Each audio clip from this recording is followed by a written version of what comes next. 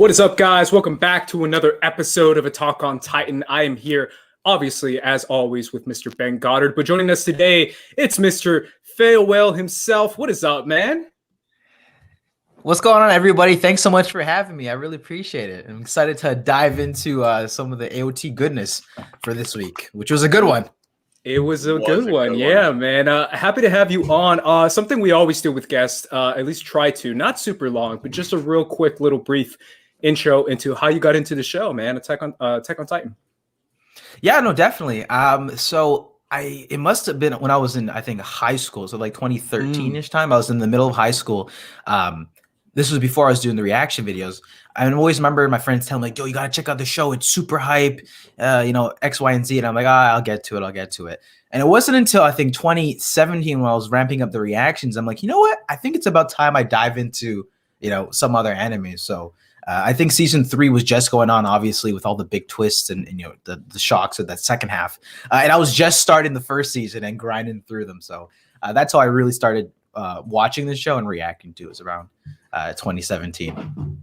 And finally, before we get to the episode, favorite character, if you can't name one, maybe give me like a top 3 or maybe a Mount Rushmore.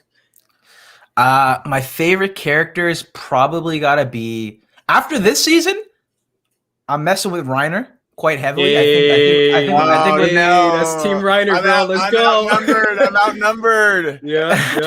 Reiner's my boy, man. He's probably up there. I like Coney quite a bit.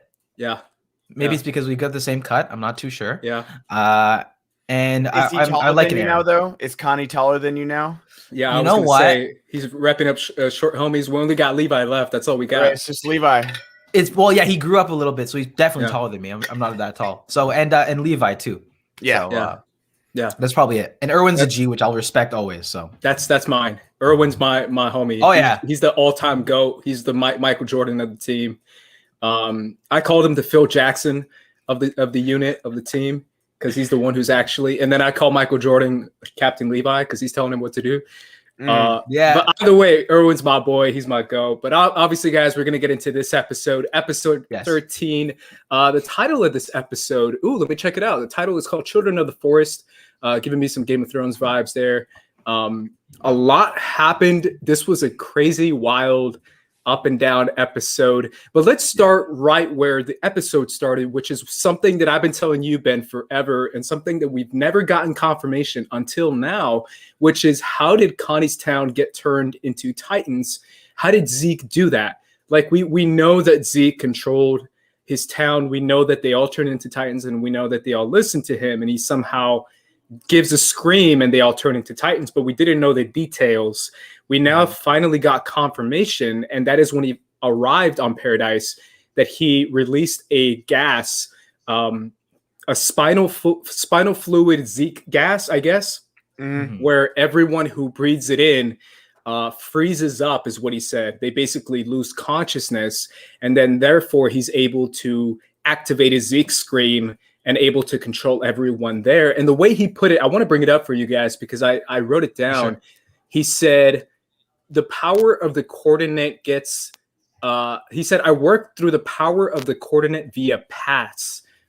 And I was like, yo, I don't know what that means, but I'm sure we'll get an explanation eventually. But it seems like somehow he's able to tap into the power of the coordinate if he's able to kind of finesse and science experiment his way there. But either way, we got confirmation that that's how Zeke did what he did. I want to get your initial reaction for it. I'll start with you, Farewell. So I thought, honestly, I didn't initially pick up on the incident of the town. So I was sort of surprised because there's so much that goes on in this show. Sometimes it's hard to pick up what's going on, especially when the storyline's getting a little more complex. So I was like, why are we bringing up this incident? There's already enough going on. Why are we starting off this flashback? But it makes complete sense that it was his town. And the specific use of the spinal fluid, I'm like, that is such a specific thing to mention. By the way, that must hurt. But I think he probably doesn't care. I don't know how they go about that. But that explained a lot. And then that really jumped into my mind once the wine was introduced later on. Mm-hmm. I was like, you don't mention something so random and specific like spinal fluid if it's not going to come back to some capacity in that episode. So I think it was a pretty smart idea. Yeah. What you think, Ben? Yeah. Same, like, we've been wondering, like, because, we saw all those Eldians that were, dropped on the Middle Eastern fortress. Like, they looked a little off. They looked, like, kind of like, drunk or something like that. So we're like, he can't just yell an entire, the fully functioning Eldian can't just turn into a Titan.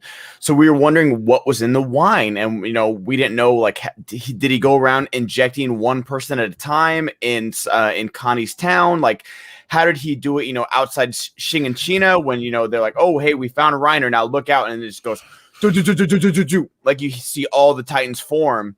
And so this was such a big answer, and it's surprising that it wasn't just Zeke.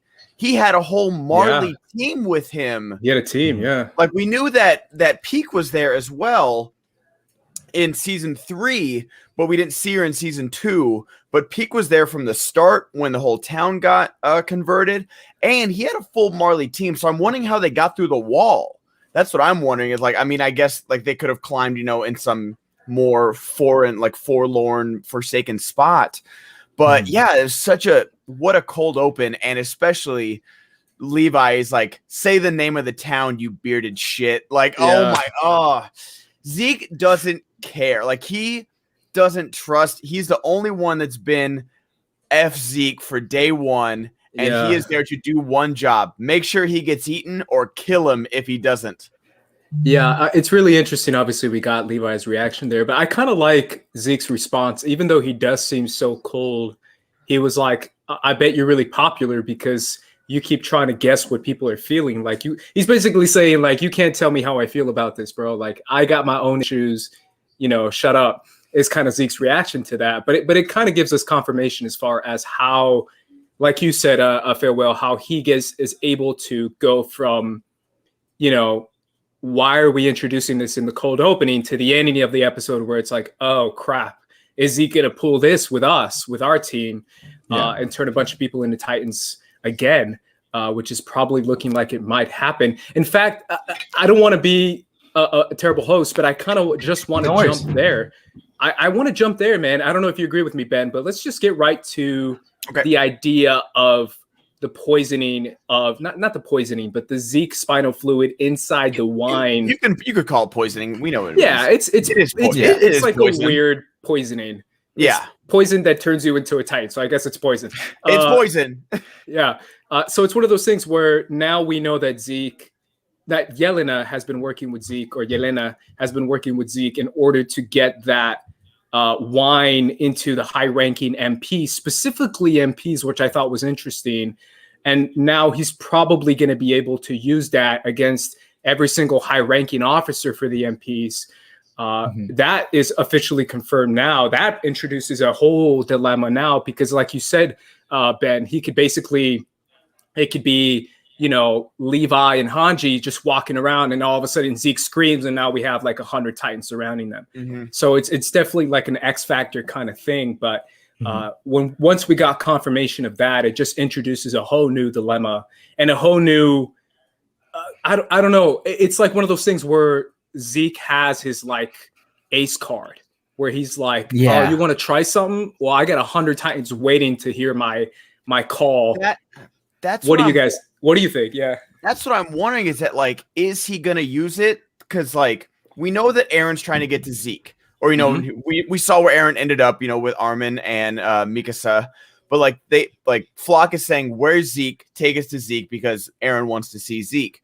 But what is Zeke's end game with this? Like, because I feel like if he screams, in the middle of Wall Rose, the Titans will go crazy and kill everybody. Yeah. So is he? Do you guys think he's gonna use? Now I think all the officers in the forest, I think they're gone because we saw them drinking the Titan fluid. It too, yeah. They were sipping, having a great time. They were having a grand old time while Levi was not losing eye contact. So I think they're gonna get turned, and Levi's gonna have his hands full. And I swear to God, if Levi dies, like I doubt he's gonna die. I'm going to Japan, and I'm just like Homer Simpson choking. Who's gonna kill author. Levi though, man? Like, well, I'm saying, like, he's gonna get distracted. He will. But, like, he'll get his hands full, but I doubt he'll die. Yeah. But do you think Zeke is just using this as a like, stay away from me? I think you literally cannot come near me, or I will turn you into a Titan. I think that's what it's looking like. Even besides this sort of contingency plan that he has, which is a great one in my opinion, because they're already in shambles. I think he prepared that they would be a little bit more prepared. I think he anticipated more, and he had this as a backup.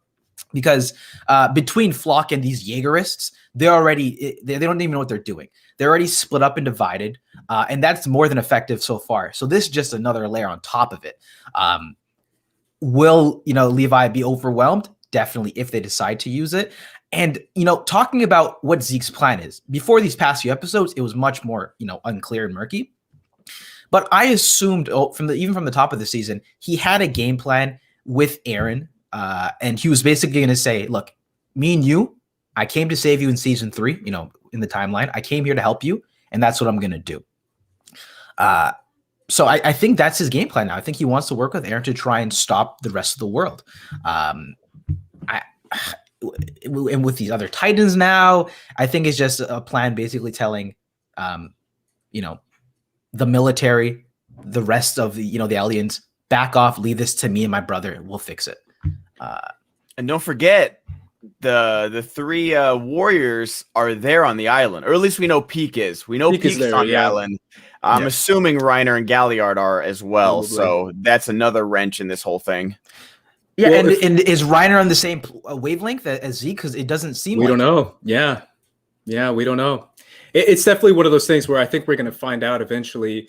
The more I dive into it, the more I get a little bit confused. I'll tell you guys where I get confused a little bit when it comes to the Marlians, Eldians aspect of it. And I'll get to that when we get to the Nicolo part of this. But I kind of want to keep running along this line of like the Zeke turning people into Titans thing. The last we heard was Pixies telling the military police to go after Historia. Does that spell a bad sign for like Historia now that we know that basically everyone in the military police, or everyone that we know in the military police, can be turned into a Titan with just Zeke showing up? So what if Zeke shows up and that's how he gets Historia or captures Historia or something? I don't know. I still think Historia is going to play a factor in it, because the fact that the military police are watching over her, I was like, oh, and now we know that they could all turn into Titans like in the blink of an eye or in the blink of a scream. I guess I was like, I don't know. I don't know if that's what you guys were thinking too, but I was like, yikes, that spells trouble. Like they've got them pretty much cornered, and with our scout team now officially not out of action but under Floch's control, and we'll get to Floch in a second. Oh yeah, Floch, he is he's all over, bro. He's fully radicalized. And it's not that I can't blame him, because I'm officially off team Eren. Like this, I'm dude. Just you're a Jaegerist, bro. I was never a Jaegerist, but I was like, I understand where he's coming from, and I still kind of do, but it's just like Levi's speech, man, like what he's done for Eren and the hundreds of soldiers they've sacrificed to save him every time he got kidnapped every single season. Like I can't blame Levi for feeling the way he feels, but with Floch, it's like he was indoctrinated into this. Like his first day on the job was the attack on Shiganshina. Like he was, that was his first time, and like seeing what it takes to win this war. And that's where he is. He's like, there are no rules. There are winners and losers. And we've been the loser this entire time, and I'm not going to be one again. Yeah. It's definitely presenting a new factor in this whole situation for sure when it comes to Zeke and when it comes to Eren. I still think it's Reiner's line, man. It's what Reiner said best at the end of season 2. I think it was season 2. When he says, out of everyone who could have the coordinate, the worst person is you. The worst person is you. Yeah. And it's true. It's kind of low-key true, bro. You gave it to the one guy who was like, I'm going to burn down the world. I said I would, so I'm going to do it. Now, do you think that because Eren and Zeke hold the same power, do you think he's using the coordinate like through Eren in that way? Or do you think he already had that power because Zeke has the royal blood? You're saying what Zeke said? Yeah, what Zeke was About saying, the like, pass. yeah, because and they've even said, like, I don't think any other Beast Titan can do what Zeke is doing with the yell. Yeah. I don't think that's a Beast Titan power. Yeah, I think that's a Zeke specific power. I think so too, because I think he hinted at it today too. But what do you think, Phil? Maybe it's got to do because their brothers are from the same lineage. I'm not entirely sure. That's sort of where the show gets a little murky in terms of they're going to leave that to later on to explain. I think I'd lean towards it being because they're brothers. There's some sort of connection there. Yeah, I think the royal blood just has some blood, some things in the DNA. I don't know. I think the royal blood presents like a crazy X factor that I think maybe we didn't even consider, that maybe he can do that. Maybe he can tap into Eren's power just for a little bit, right? Or maybe with like a little bit of like add a little science on top. He could tap into that power, because that's kind of what he hinted at. He said, I can tap into the coordinate using this system, using the path system is what he called it, path.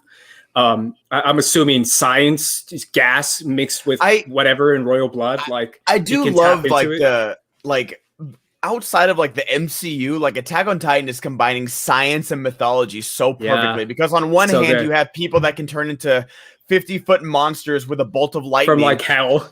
Yeah, it looks like they come from like underworld. The most frightening monsters you can ever imagine. And on the other hand, they like take the spinal fluid out, turn it into this mist, and then you can spread this. It's like the craziest thing ever. Yeah. And like when I say it out loud, it sounds so ridiculous, but they make it sound like, yeah, that would make sense. His spinal fluid into a gas? Duh, why didn't I think of that? It's the supernatural mix with the scientific. It's demon blood, bro. Demon blood. It's terrifying. It's terrifying. Yeah, it's like Supernatural. Shout out to all my Supernatural fans. And that's why, like, them, Nicolo even said, like, yeah, we took over a city in one day with Zeke's power. Like, so how he said, like, oh, they freeze and they become immobile. Like, I think he definitely lied about that, because if he's doing it through the wine, then I think it's just like living in them and they just don't know it, and it's just gonna like he's gonna trigger his scream and it's gonna be over. Yeah, I see Victor G in the chat saying, what is paths? It's what my translation said. I don't know if what you guys got on Crunchyroll was different, or if you guys, I think you watch it on Crunchyroll, right, Ben? Yeah, because I do Hulu. I think it said Paths? Okay. Yeah. Because I don't know, that's what my translation said. I'm assuming that's what he refers to it when he's tapping into the power, when he's doing the controlling Titans thing. I've seen online today when Levi and Zeke are going back and forth. It was like, oh, you think you must not be very popular. And he's like, oh, I know, I was popular enough. And then some other things like, you must have not had many romantic relationships. Like, I don't know. I've seen different translations, just like, I got the shirt that says now or never, Mikasa. And some people said, do it now, Mikasa. So I like now or never better. I do. I like now or never better. It was a pretty fire line. Yeah. The way I got it, I thought Levi was coming back at him like, yo, it's called Captain Levi. I'm popular, bro. I got voted captain. He's like, I'm captain of the football team, bro. They know me around these streets. Don't worry. Yeah. And that's it. Like it's like Omar. Like Omar coming. Like Omar's not popular, but everybody knows Omar. Yeah. Everybody knows that's a Wire reference for anybody that's seen The Wire. It's like maybe everybody doesn't like Levi, but everybody knows Levi. Exactly. Like, Levi's like, nah, bro, I'm popular. Don't come at me like that. Yeah. The next thing, let's get into the whole Gabi thing, because we have to get into it. Because it was a lot of the episode. First of all, I'm gonna go to you, Phil Whale, to kind of join us in what is your opinion on this. Are you or are you not Team Gabi, or what are your opinions on Gabi? So I've been hearing that there's a lot of hate for Gabi on the internet. A lot.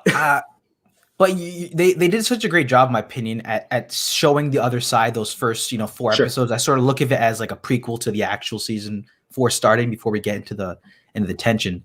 We're supposed to understand both sides of it. The whole season's about war, and it's everyone has their own justifications. It's a cycle of pain, as we alluded to this entire season.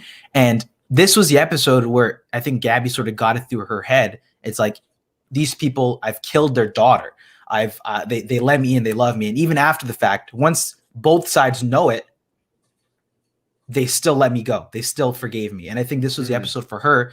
Yeah, I could be wrong, but to me, this came across as she's sort of, the conditioning's breaking a little bit. She's understanding, okay, maybe we can figure something out. I don't know if she's going to go fully on board that or get that just a bit, but to me, that's what this episode showed. Yeah, to kind of lead into it, we got that Kaya was introducing Gabi and Falco to Nicolo. Obviously, we know that Nicolo is a captured subject, even though he has his own restaurant and he's a professional chef and he's living that LA life. Now you I was gonna say, bro, you're a professional chef. Right? Can I get a six-figure job as a prisoner of war, real quick? Yeah. I was like, bro, you're living it up, bro. Like, you know how many people try to be pro chefs in LA? Like, it's a lifestyle out here, bro. I was definitely interested in seeing his reaction, and I thought it was perfect reaction where Gabi comes up to him and he's like, yo, what's up? We're friends, we're homies. And she's like, I'm a warrior and I killed a bunch of people. And he's like, you killed people. Did you happen to kill this one female soldier? She's like, that was totally me. And he's like, man. Oh, that was you? And he was just about to kill her. And I was like, yo, this is crazy, man. I love Nicolo. Can we stop having Falco take hits for Gabi? He's taking a lot of hits, bro. Honestly, I thought the same. I can step out of myself and be like, I realize that Gabi is almost like a reincarnation of Eren, and we're seeing just the opposite side. Like Eren watched the Titans kill his mom. I think she's worse than Eren, man. She's definitely worse. She's definitely worse. Because at least Eren had a igniting event, which was the death of his mother. You know what I'm saying? Like Gabi to me is just it's pure blatant racism. Like, I don't think Eren was at least like, I'm going to kill brainless monsters. Like, he never was like, I'm going to spit in your food. Like, that wasn't Eren. But I mean, look, but even when we saw Eren, when he saw Reiner and Bertold, he never wanted to hear anything they had to say. Sure. He was, and granted, and again, they didn't say much though. But they didn't want to explain. They tried to explain some things. They couldn't explain much, obviously, and they stopped Ymir from saying things. And again, we understand Eren's anger, and I hate Gabi. I hate Gabi so much. Yeah. But that moment of just cluelessness, and most of my hate from Gabi comes from because she knows Falco's gonna take the punch for her. Low key. Even if she doesn't know that, you should know that by now that he got on board the airship with you. He stopped Kaya from ratting you guys out. He stopped Gabi from killing Kaya. It's dude, stop. Falco's such a good boy, and he's trying to learn. He's trying to step back and get rid of the brainwashing he's gone through his entire life. Meanwhile, dumbass Gabi's like, yeah, I did kill her, and I killed the other guy. Are you proud of me? Gabi. Yeah, it's like, Gabi, shut up. It's like Gabi, that was so good. And you know what's funny? They even gave you a little hint that he was picking up on it when he was just before he was eating the food. He was they did that little close up on his eyes, where he sort of got an idea. He's like, maybe it's not what I think it is. Yeah. When they were when he realized, wait a minute, is this the guy? Wait a minute, they were in love. Oh, maybe we shouldn't bring up the fact that we brutally murdered her. Yeah. The episode before, I was like, when she met, Sasha's family, and she was talking to Kayla, and she said, I was really inspired by this woman. I was like, hey, by the way, have you killed anyone recently? What was her likeness? What was her, what was all that? So they sort of did that this episode, and I thought it was brilliant how they just brought together all these sort of, similar ideas with the same people and just layered them so well. Yeah. And once we got that scene, we got obviously Falco being knocked out. I thought Falco was dead. I don't know about you guys. I was like, he's dead. There's no way he survived that. But obviously we got him taking Gabi to Papa Sasha or Papa Browse. And he literally said, I'm going to kill her in my restaurant, straight up. Yeah. Almost like a sacrificial lamb to cook her up. To straight up as a sacrifice in honor of your daughter. It was very medieval in the sense of what Nicolo was doing. And he said, if you're down for the cause, I'll give you the knife and I'll let you do it. Hey, yo, fam, you trying to go halvesies? What are we doing here? Yeah, exactly. So obviously we got that scene and we got Armin coming in and then John coming in and being like, yo, that's the little girl that killed Sasha, but we're still not going to kill little girls, especially not in the middle of a damn restaurant in front of little kids. Because John's smart like that. But it's one of those things where the dad of Sasha, Mr. Browse, takes the knife and gives essentially a speech about how he was raised and how he was a hunter and how he realizes, like, in these times of war and in these times of being in the forest and being a hunter, eventually it led to her daughter getting killed, and he's come to terms with that. But he's still not about to blame the kids and kill kids when it's truly not their fault for being brainwashed and for being caught up in this mess.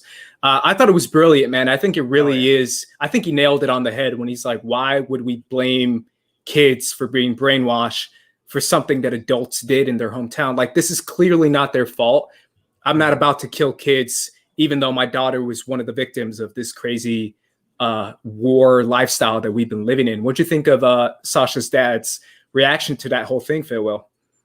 Yeah, I thought he just gave the answer that I think the show's been missing. It's like, everyone is saying I need to blame this person and resolve this issue for myself. It's not going to fix the larger whole. And I think he sort of was the bigger person, realized, you know what, this is it. This is not what we're doing.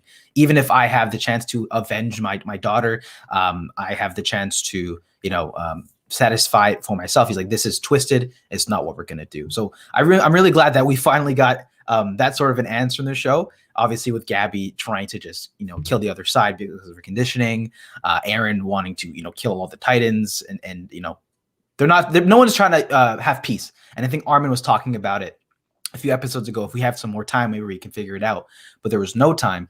Even in this situation where time was dwindling down, Sasha's father made the time to choose what he felt was right, which was to not kill Gabi and to stop that.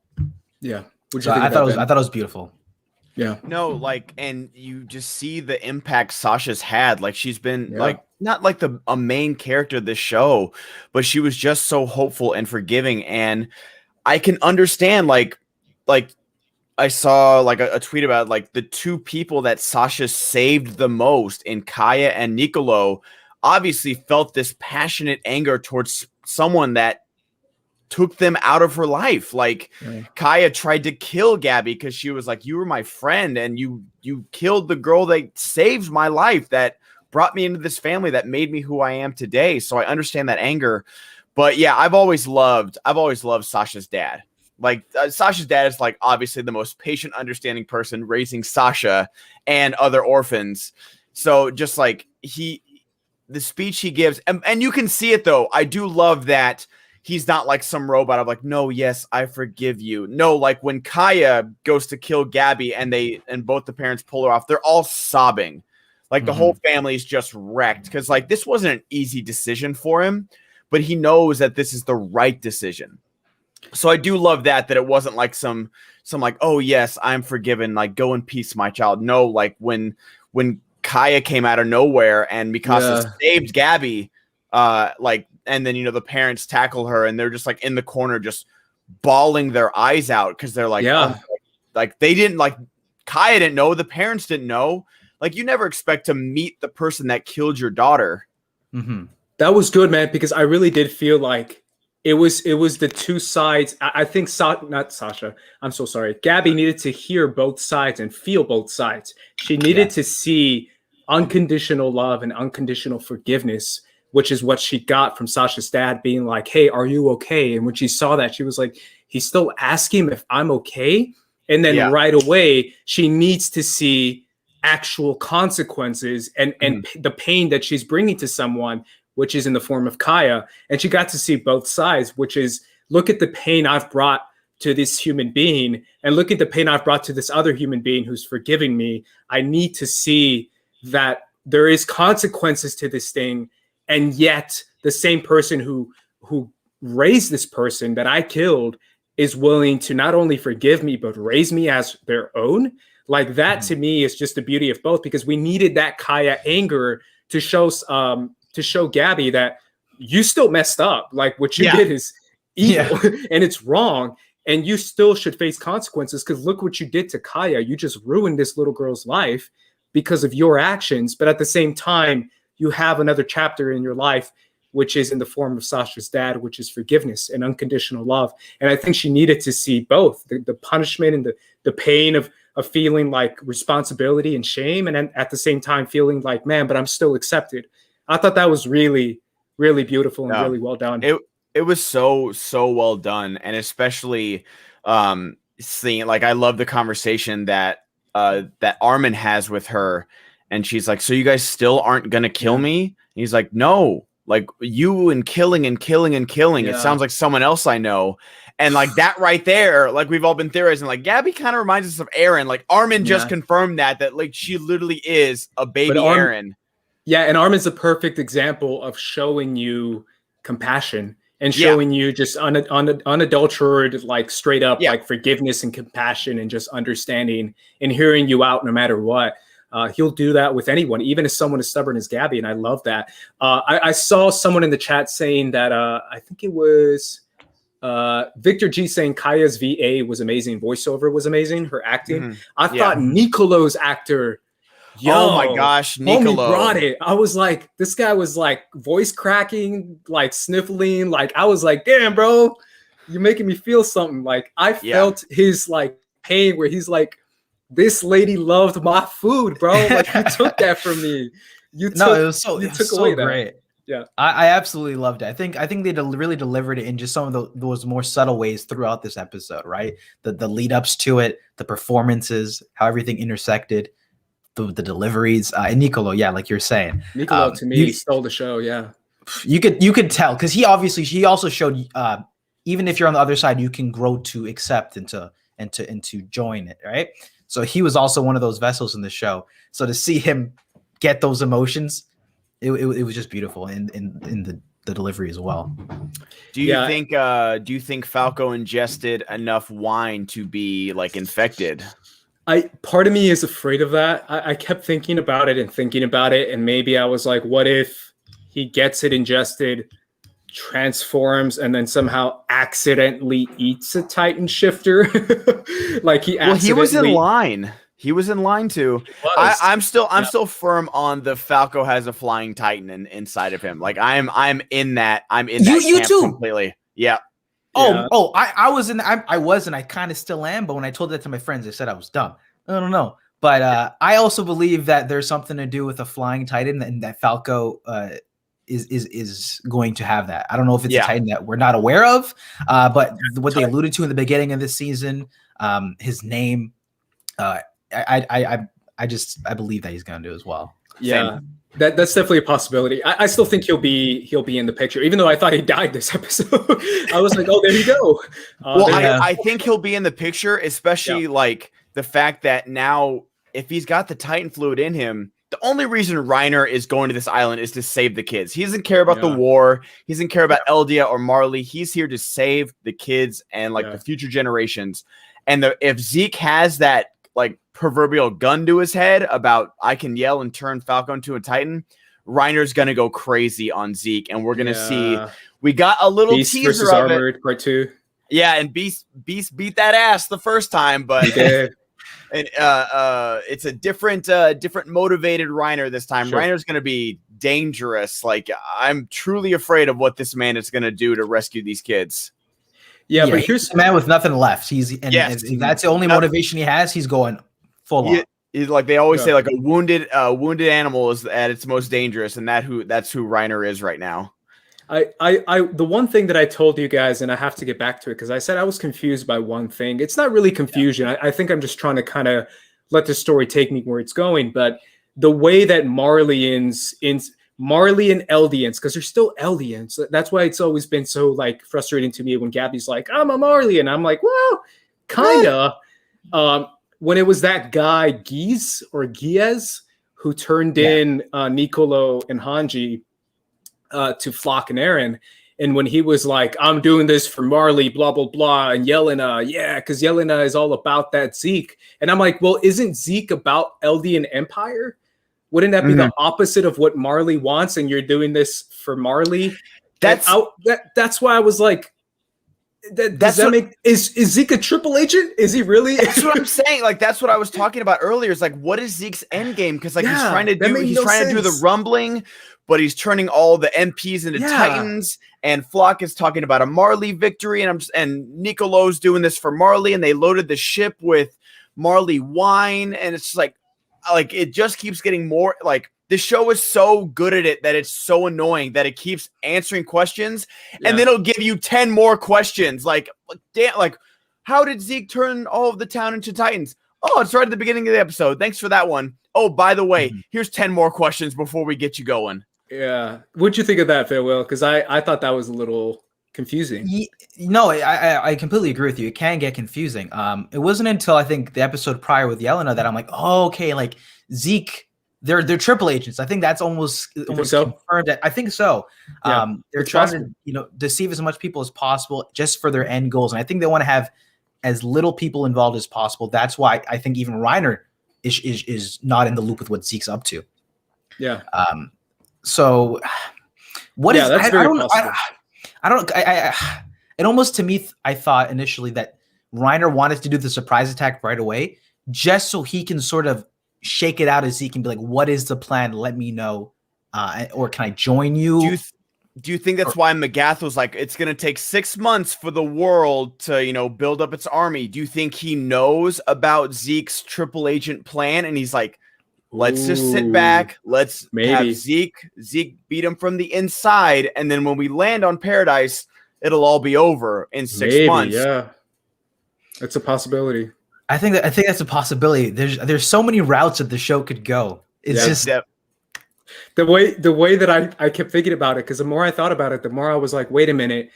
If you really think about it, everything that Eren and Zeke want to do is exactly what Hanji and Pixies want to do.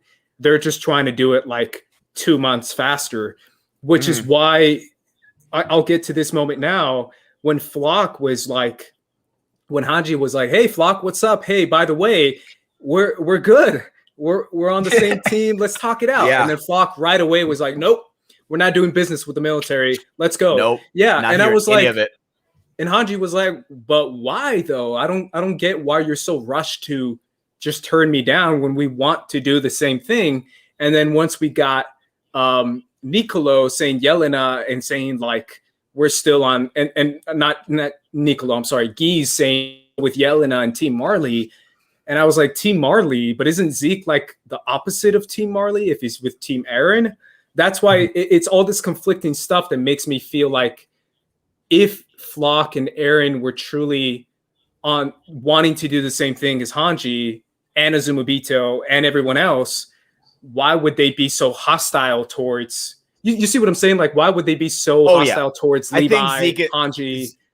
They all want to do the same thing. Even Levi confirmed it, I think this episode, right? Where he was like, oh, we're going to do the rumbling? And he's like, yeah, man, we're just waiting for HQ. Like, don't worry about it. We're still going to do it. Like, I was like, well, you're still going to do it. Yeah. Why are you so in a rush to, like, turn everyone into Titans and kill everyone? Zeke is definitely playing everybody. He might even be playing Yelena. Like, he might even be playing Eren. Do you think he's playing Eren? Oh, he's definitely playing Eren. He's for sure he's got him on a not a leash per se, but he's got him in vision just to make sure he's not getting out of line. Because he knows how easy it is to trigger Eren. Like he knows he's like, oh, we have the rumbling we can do. I've got the power, and we're gonna destroy everybody. And Eren will be like, yeah, good. And then he's got Yelena in his back pocket because she thinks he's a god, and he's like, oh yeah, we're gonna do this all for Eldia. Cool. So God, the more we talk about it, I hate to say it because like as much as I don't want the rumbling to happen, I'm like, oh well, at least like they'll just like not bother the Islanders. I've always been from day one, I'm always like, okay, this is a smash and grab job. You don't F with us, we don't F with you type energy. And then the rumbling is kind of that thing. Like we're gonna test drive the rumbling. You don't F with us, we won't unlock the rest of the wall, and we're good. That's it. Trade with us. Just trade with us. We'll do business. Be all hunky dory. You'll see we're not devils, and everyone will lower their guns. And now it's like, nope, Zeke is gonna poison everybody, turn everyone into Titans. Eren's gonna get eaten by somebody like of that Zeke wants him to be eaten by, and then we're all effed. Yeah, that might be the case. Yeah, I think just to chime in with what you said there at the end, we're all left, and I think that's where the show is heading towards. I think so we all too, yeah. we all love the characters. Obviously, we have our own convictions, whatever about them, but it's not a story that's going to end happy. I think. No. Yeah. The other thing too, let's jump to the final moment of the episode, which is Eren just walking in casually, just nonchalantly. I thought it was hysterical the way he walked in. And when Mikasa and Armin were like, Eren, what's up? And he's like, he's got him at gunpoint. I got a bomb, fam. And I was like, yeah. Why so hostile, Eren? If you really think about it, if Eren walked in there with no hand cut, and just straight up just did the same thing, hands up, and he was like, hey guys, we need to talk. Mikasa and Armin wouldn't have like flipped out or like, you know what I'm saying? Like, why did he have to bring a bomb in there? Why did he have to threaten them? Because I bet you, if it wasn't for that, Mikasa could incapacitate Eren before he cut his hand. Mikasa loves Eren more than she loves herself, bro. But I'm just saying, she would not like just take his head before hearing him out. No. But I'm saying like she could tie it. Like he doesn't have Annie's little ring thing. Like if it wasn't for Annie's ring, she would have got incapacitated before the dudes ran out and just like pinned her arms. Unless you're gonna bite your upper lip, if that counts or something, but. They could definitely tie Eren up before he had a chance to injure himself. Again, why? I just don't see Mikasa because and Armin doing that. But Pixis wants Eren to get eaten by someone else. Yeah, but I don't think Mikasa and Armin do. That's why I was like, I don't think they do, man. I don't think you had to do that. I think you would have shown a different sign if you just walked in and was like, hey, I trust you guys. And they probably would have been cool with it. I don't see Armin and Mikasa being like, oh, let's grab him and tie him up. But that's Eren though. That's who we're dealing with. Eren now. was like, I'm ready. What's up, guys? Yeah. I got to go, by the way, but I'm still gonna talk. And I was like, why? So keep in mind, he was very depressed. If you saw his face, he was not happy to see what he was doing. So if I'm his troops and our leader's taking us in, who we just said, hey, we're on the hill, you're putting on the jacket, you're our leader, take us to the promised land. If he's coming in there and he's not like he's half-assing it, I'm not confident as one of his henchmen. That might be true, yeah. So I want to make sure that he's down for the cause and has a nuke ready to go. Yeah. And the fact that he says he has to talk. How did you guys feel about that? Do you think he's gonna try and work with them, or is he just gonna say, "This is my plan"? Yeah. Here, just want to give you a heads up. Yeah, I think he's going to tell him, finally, I've been waiting for this for a minute, but what he's actually thinking and what his actual plan is. He hinted at it like 5 episodes ago when he told Levi, like, I wrote it in the letters, and we don't know what he wrote it, but he's like, hey guys, I explained like everything in detail of what my plan is in the letters of why I had to do what I did. We still have never heard what that is, and we don't know who those letters went to, if it was just to Levi.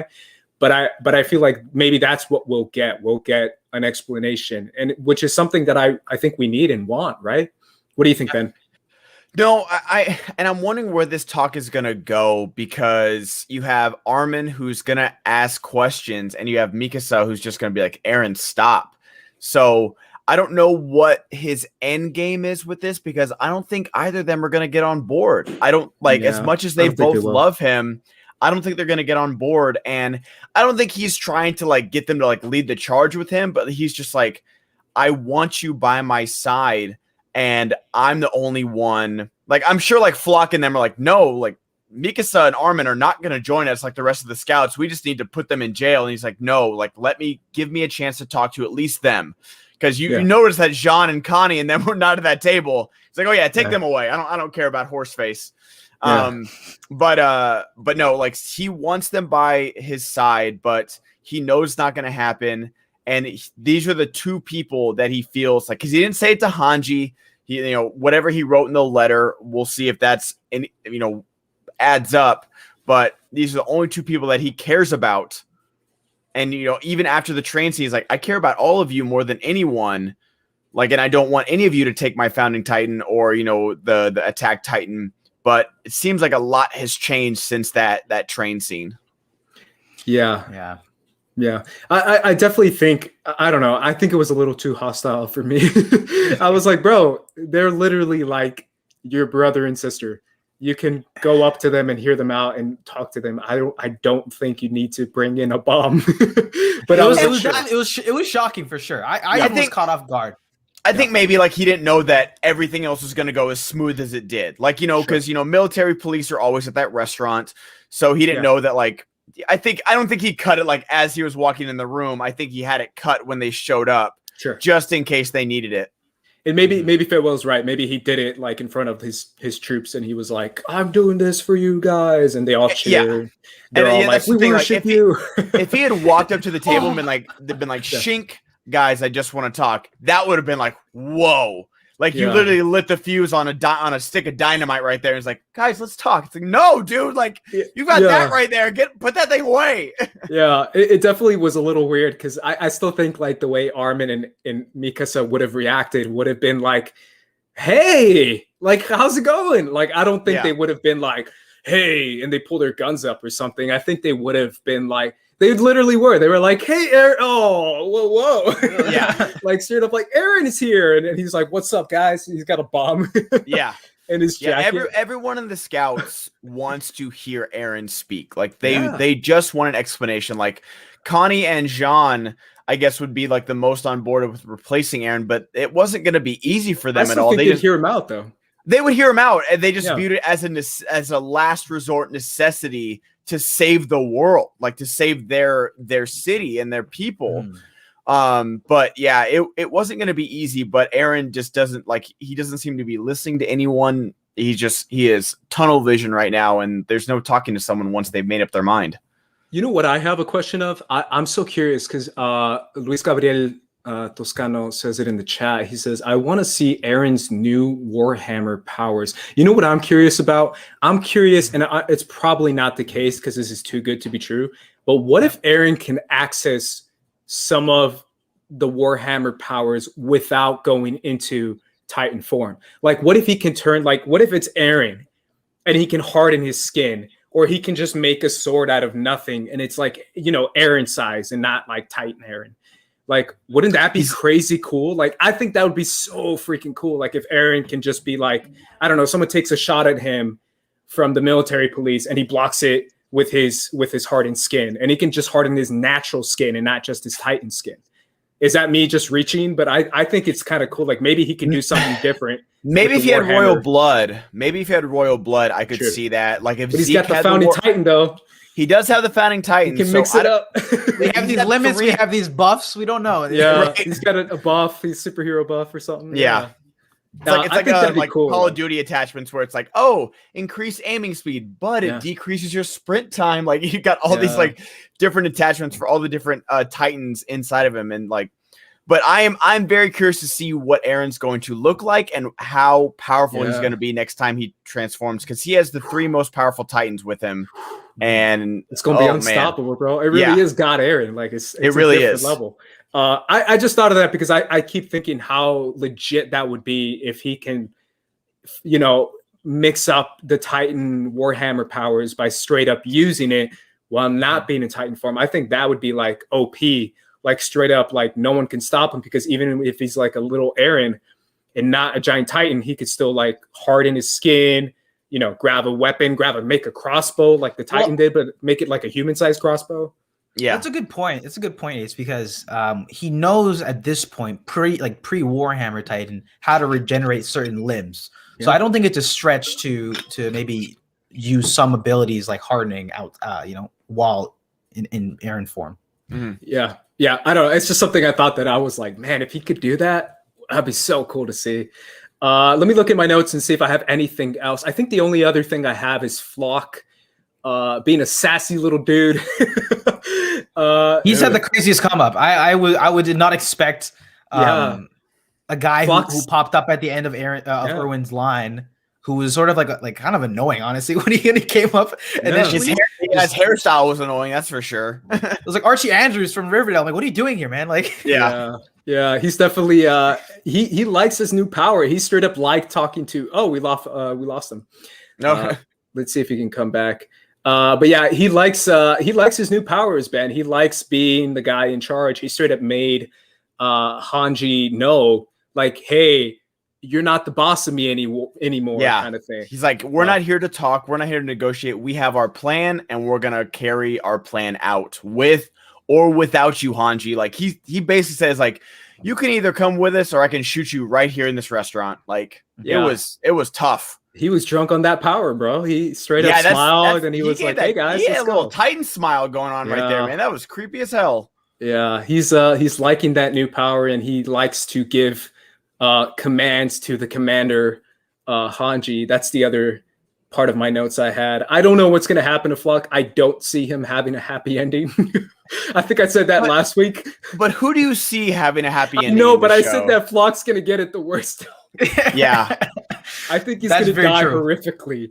And a lot of people have died horrifically who really didn't deserve it. And I think he's going to be one that everyone's going to be kind of like, yeah, I don't. And he knew about the poisoning too. Like a lot of scouts apparently knew about the poisoning of all the MPs. Like I think they find out. Yeah. Which means they're working with Yelena. Yeah. Yep. It makes this bridge between Yelena and then the people undercover in the military that are Jaegerists and the people who are Marleyans who are like in like random jobs around the country or around the Paradise, which means they're all on the page, which is why it was kind of odd for me for the same guy to be like, "Long live Marley," is like, wait a minute, aren't you working for God, Eren? Yeah. It'll all come together. Like I know that I trust the writer enough for that, but it's just like, so like we got a big question answered, but so many more popped up like every other episode of Attack on Titan. Yeah. Any other thoughts or questions or points outs that you guys want to do before we take off? Maybe just what you think is going down timeline wise. We've got, I think, 3 episodes left. Wow, and then 3 episodes, man. Then the season is done. I don't think there's confirmation if there's going to be a film or a second half. There has to be one of the two, though. There's no way they finish the story. Yeah, there's going to be a part 2, like regardless of what medium it takes, like a movie or a series. Because they've been taking their time these past few episodes to really flesh out the moments, which I thought initially before we had that sort of idea, I'm like, okay, they're just going to speed run some of these storylines and wrap it up at episode 16.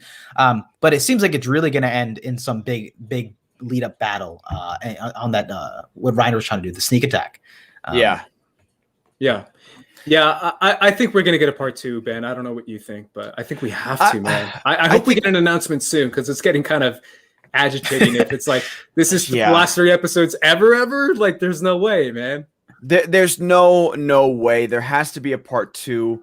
I'd be down for a movie, honestly, simply for spoilers. If it's 8 episodes, 10 episodes, of course I'll be happy about it. But just for spoilers, because every time I click on a hashtag, I'm like, oh my god, I don't know what I'm getting myself into now. Oh, you are brave, Ben. You are. I know. Man. I know. I can't help it. Every Sunday, I'm like, there's some good memes. There's some great points I want to talk. I don't go too deep because if you go too deep, then you past the second scroll, it's dangerous. Yeah, exactly. Then it becomes manga zone down there.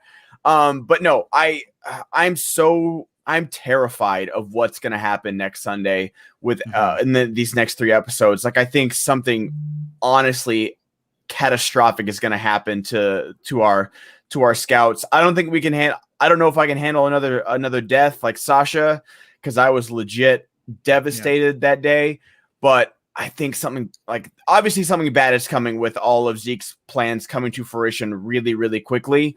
But I think the big reveal of like who Zeke is actually working for, where the Warriors are, where Reiner, Peak, and Galliard are going to happen. Like, oh, it's terrifying. Yeah, I just feel like I think a couple days ago, I think it might have been like yesterday or the day before, they just released like one of the final chapters of the manga.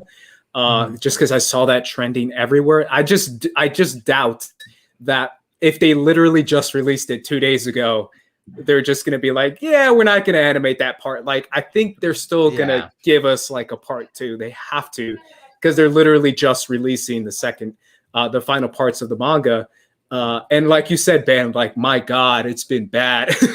Like I am It's so dodging bad, spoilers, dude. like Like straight I up. feel like Like, after these 3 episodes, I'm just gonna have to mute the words on Twitter. Like I really have to. Attack on Titan TikTok, bro. It's toxic now. It's like I Yeah. scroll on there and it's all manga, and I'm like, whoa. What happened to like funny memes in season And 3? that's the thing, like I understand, like if you guys, because manga readers have been in this journey just like we have for a long time, like, and that's their premiere when the manga comes out. But it's like, can y'all chill for just like a second? Please. Like post some spoiler warnings, not just a fucking slide. Yeah, as I'm scrolling on Twitter, just a frame right there. It's definitely gonna get dicey once it comes towards that last panel of the show, the ending. You know, expect that to be all over Twitter. Oh yeah, I'm gonna be off Twitter by then. Yeah, I just had one thing. This is a theory that I've been going on. I thought before we wrap up, I wanted to just see what your guys' thoughts on this. Between the introduction, like the intro and opening animation of the sequence of the show, with all the war, the bombs going off. Obviously, this is a much more military heavy season. We're seeing gas being used and different types of technology. Do you think Attack on Titan will end the series off with a nuclear bomb? Do You think mean like nuclear bomb the world, like? Because I am the outside world, which there's a large outside world. Paradise Island and Marley are just a small continent. Everybody knows about them now. They know that they're a growing problem. What's happening on Paradise Island, from my perspective, is just a small thing in a larger world. And if I'm the opposing enemies, we come together and say, "Yo, let's just get rid of them. Let's just send up off a bomb and end it." It's not. That's a good point. Do they have nukes in this world? They don't. I think you're saying if they create a nuke, right? If they come up with the technology to create it. Because we know that the Titans are getting outpaced by technology, but we don't know to the extent. So just from the imagery of the introduction of the opening, it gives me that hint, the idea of it being war. If they nuke Paradise, right? You mean? They just nuke Paradise and that's the show. Like a very what I think? What if they nuke? I think I could see that. What if the world gathers together? Because I just think super dark, because this is where the anime is telling me to go. What if they nuke Paradise? They just nuke it. But right before they nuked it, Eren unleashed a rumbling, and out of the ashes of like Paradise, the colossal titans just keep walking and trample the world, and everyone dies. Literally, like Dawn of the Dead style. Like everyone. That's what I was saying. It's like they nuke Independence it, but Day. Yeah, they all get released anyway. Yeah, as the rumbling's happening, like they'll just have like the colossal titans just like cover the city and like not die. Yeah, and they just keep walking. Yeah.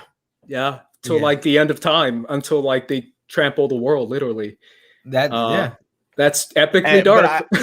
I do think at the very least that the world will create a nuke, because this world is like just like bordering on the like just this self-destruction, and I don't think anyone on the mainland is gonna be like, we're not gonna live through another Titan apocalypse over here with 10 million nukes being able to set off with these colossal titans. So we have to figure out a way, and they're just gonna end up like I feel like the whole world is just gonna burn by the end of this anime.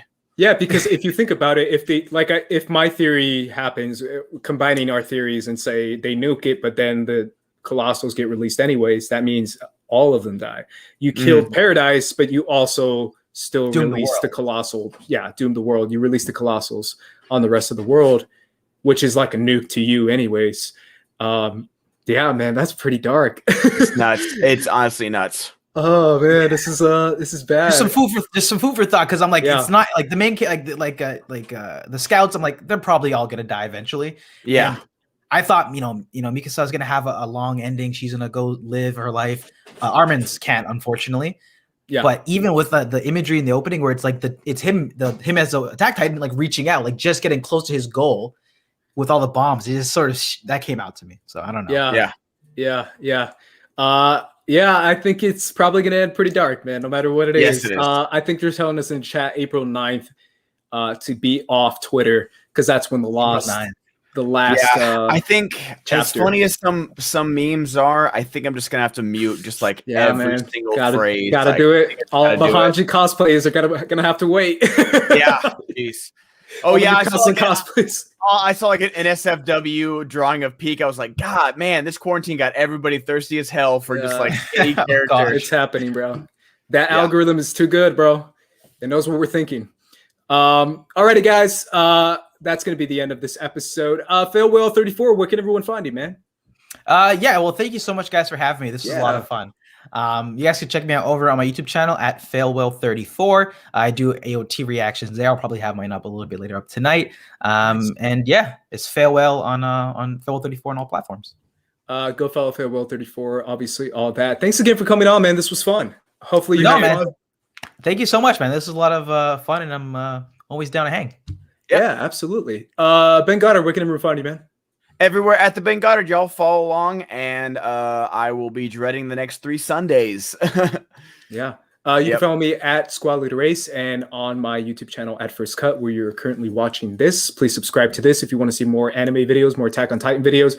Ben and I are trying to coordinate more a Jujutsu Kaisen kind of algorithm video. It's going to be like just the entire season in one. We'll see what we can do. But either way, make sure to subscribe to be in tune for that. And for the First Cut crew, we're peacing out. Peace. Peace. Peace.